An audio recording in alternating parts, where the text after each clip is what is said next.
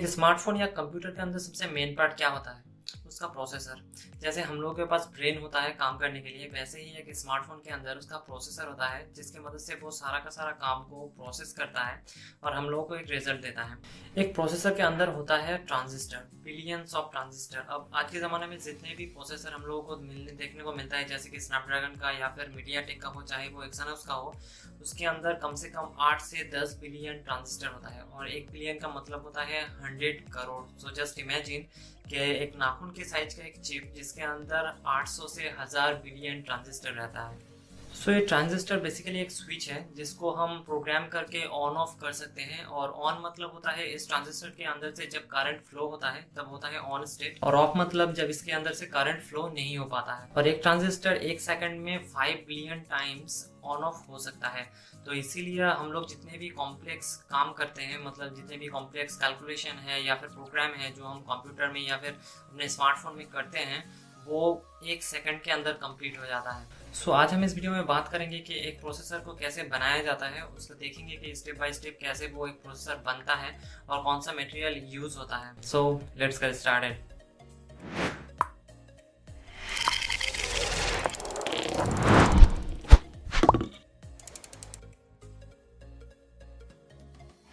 So computer में जो processor use होता है उसका साइज करीबन इतना होता है।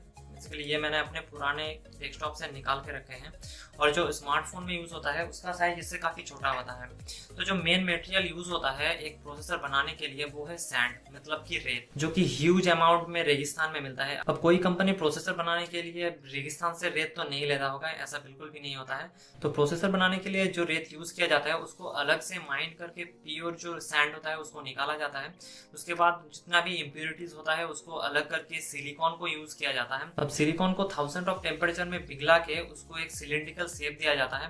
उसके बाद उसको पतला पीसेस में कट कर लिया जाता है जिसको कहता है सिलिकॉन वेफर।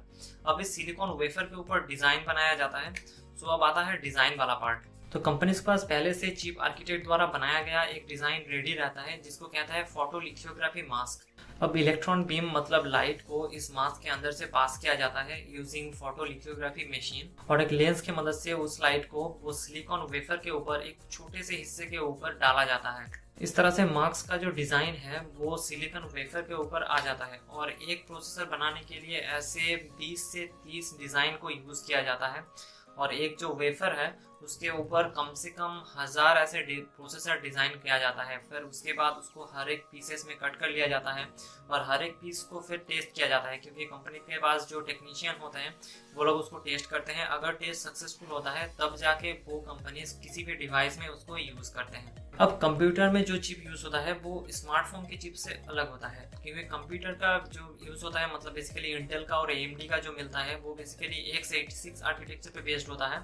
और जो स्मार्टफोन के अंदर जितने भी मतलब स्नैपड्रैगन या फिर मीडियाटेक या फिर एक्सयनोस कुछ भी पकड़ लो, जो आर्किटेक्चर होता है वो है ARM आर्किटेक्चर, क्योंकि ARM कंपनी जो आर्किटेक्चर बनाता है वही वाला आर्किटेक्चर सारे के सारे कंपनीज के पास होता है जितने भी स्मार्टफोन बनाते हैं। बट रिसेंटली एप्पल ने जो एक चिप निकाला है जो कि है एप्पल सिलिकॉन M1, उसमें पूरा का पूरा ARM आर्किटेक्चर को यूज़ किया गया है। और वो वाला चिप अभी एप्पल का जो मैकबुक एयर और मैकबुक प्रो है उसमें यूज़ भी किया जा रहा है। अब स्मार्टफोन का प्रोसेसर एक डेस्कटॉप के प्रोसेसर से कितना अलग है वो किसी और वीडियो में बात करेंगे।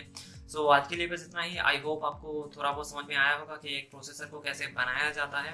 तो आपको अगर वीडियो अच्छा लगा है तो लाइक शेयर एंड सब्सक्राइब कर देना और बेल आइकन को दबा देना, क्योंकि इस टाइप के वीडियो मैं बनाऊंगा फ्यूचर में तो आपको नोटिफिकेशन मिल जाएगा। सो मिलते हैं नेक्स्ट वीडियो में, तब तक के लिए बाय।